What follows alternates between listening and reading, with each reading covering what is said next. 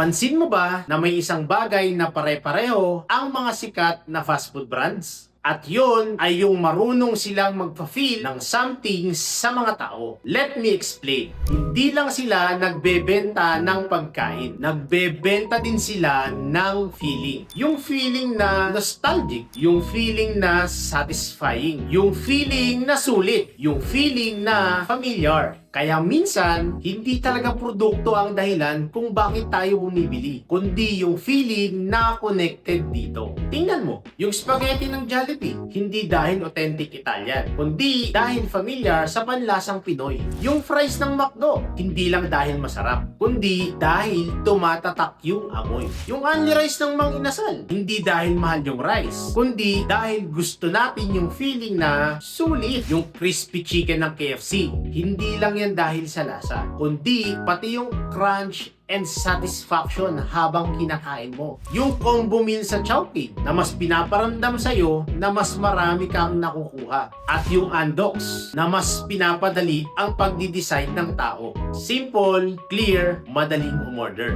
Minsan, hindi mo napapansin pero yung mga brand na madaling maalala, sila rin kadalasan yung mabilis piliin. Kaya sa negosyo, hindi sapat na masarap lang ang produkto mo. Importante rin yung feeling na tumatama sa mga customers mo. Kasi at the end of the day, people don't just remember what they bought. Mas naaalala nila ang nararamdaman nila habang binibili o ginagamit ito. Ikaw, sa lahat ng fast food brands, ano yung pinaka-comfort food mo talaga? Please type sa comment section kung ano ito at ikwento mo na rin kung bakit. If you want more videos like this, please follow for more.